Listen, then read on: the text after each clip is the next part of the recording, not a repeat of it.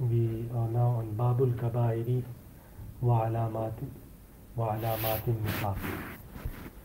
Babul Kabairi wa alamatin nifaqi, the chapter of the Kabair and the alamat of nifaq. Kabair is the plural of Kabir, and Kabir means big, major. Generally we translate it as major. And Babul Kabair refers to the major sins. So this is the chapter regarding the major sins. Wa alamatun nifaq, and alamat, plural of alama, signs, nifaq, hypocrisy. Al-Fasl al-Awwal. So what is major sins? What are the kabair? So there are many different aqwal of the ulama kiram. Many have written books solely on the chapter of kabair, like the Kitab al-Kabair of, I think, Ibn Hajar al-Asqalani has written one of them.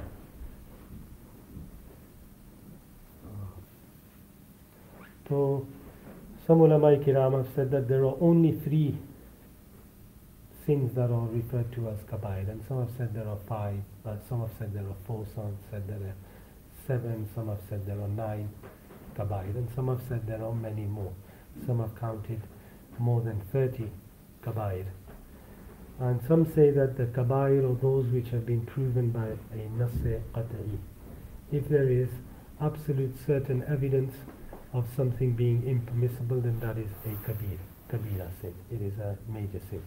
Some have said that a major sin is when Allah subhanahu wa ta'ala or the Prophet Muhammad sallallahu alaihi wasallam have mentioned a specific punishment, a had for a specific crime.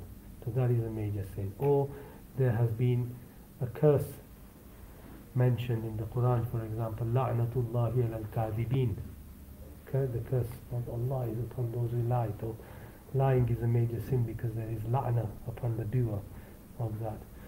So if there are punishments mentioned, there is a wa'id mentioned that he or the person who commits this crime will be punished in this manner. So these are all different aqwal of the ulama. And the understanding is that something to be a kabira, a major sin, it has to be proven by nass-e qat'i, and there has to be some sort of qarina. A qarina is a sign which indicates some sort of an indication that there is a specific punishment mentioned for it, or a specific wa'id. For on the day of judgment this will be the punishment, or in Jahannam this will be the punishment, or there is some sort of curse upon the doer of that action. That makes a kabira sin. Some ulama kiram have said that, like Sheikh Abdul Haq Muhaddith al-Dahalvi has said, that maybe the chapter kabair means that every sin has a sin that is greater than it. So in that way, every sin that has a sin that is lesser in terms of the sin is a kabira sin. And maybe that's what the chapter refers to. Wallahu alam bis-sawab. First hadith in this chapter, it says, An Abdullah ibn Mas'ud radiyallahu ta'ala anhu. It is narrated from Sayyiduna Abdullah ibn Mas'ud radiyallahu ta'ala an, qala rajulun. Sayyiduna Abdullah ibn Mas'ud radiyallahu ta'ala an said that a man said, Ya Rasulullah, ayyu dhanbi akbaru inda Allah, which sin is the biggest in the court of Allah, inda Allah, according to Allah. So what is the biggest, the greatest sin? What is the worst of all sin? So Rasulullah sallallahu alayhi wa sallam said, An tad'uwa lillahi nidda. An tad'uwa lillahi nidda. That you claim a partner for Allah, or a example for Allah, or an equivalent for Allah. The word nid, it means, it is in the meaning of mithl. Mithl yani to believe someone to be same. And nid can also mean opponent, yani ma yukhalifu, or ma yukhalifu, that which can stand as an opponent, which is again saying mithl. It's the same as saying there is a mithl for Allah. So the word nid is the plural of nid is mentioned in the Quran, andad. وَادْعُوا شُهَدَاءَكُمْ وَإِن كُنتُمْ فِي رَيْبٍ مِّمَّا نَزَّلْنَا على عبدنا فأتوا بسورة من مثله وادعوا شهداءكم إن كنتم من دون الله إن كنتم صادقين فإن لم تفعلوا ولن تفعلوا فاتقوا النار التي وقودها الناس والحجارة وعدت للكافرين. Not in there. It's saying يا أيها الناس اعبدوا ربكم الذي خلقكم والذين من قبلكم لعلكم تتقون الذي جعل لكم الأرض فراشا والسماء بناء وأنزل من السماء ماء فأخرج به من الثمرات رزقا لكم فلا تجعلوا لله أندادا. So that andada, this is from nid. It's the plural. فلا تجعلوا لله أندادا. Do not make partners for Allah subhanahu wa ta'ala. So the worst sin of all is shirk billah.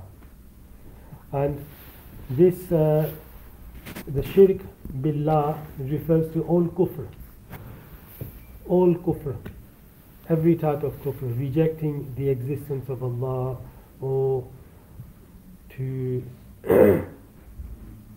believe something that goes against the tenets of Islam, the fundamentals of Islam. All of that comes under أن تدعو لله ندا, is to partner someone with Allah subhanahu wa ta'ala. Then the Sahabi asked,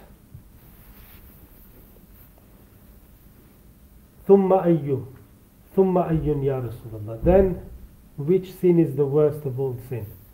After kufr and shirk and kufr. What is the worst of all sin? Ya Rasulullah sallallahu ta'ala alayhi wa sallam. So Rasulullah sallallahu ta'ala alayhi wa sallam said, أن تقتل ولدك خشية أن يطعم معك, is to kill your child due to the fear that he will eat with you, due to the fear of him eating with you. What does that mean? Due to the fear of a lack of finances. In the Quran, Allah subhanahu wa ta'ala has forbidden لا تقتلوا أولادكم خشية إملاق. Do not kill your children due to the fear of poverty. And this was the practice of the people of Jahiliyyah, people of ignorance. What they used to do is, because they had no way of knowing from before whether the child that is to be born is a boy or a girl, and they used to kill the child that was born, the female child that was born, because they had no expectation of earning wealth from that child. And Allah subhanahu wa ta'ala mentions it in Surah Takwir, وَإِذَا الْمَوْءُودَةُ سُئِلَتْ. And think that on the Day of Judgment, when the child that was killed due to being born as a female will be asked, why? بِأَيِّ ذَنْبٍ قُتِلَتْ. For which sin were you killed? That will be asked to that child on the Day of Judgment. And this is what they used to do. It says that they used to have a big steep ditch, like a cliff or a well, a mouth of a well, and it was a very deep fall, and they would have the pregnant woman who was about to deliver the child sit right on the edge, and as soon as the child came out, the maids would stand behind the woman.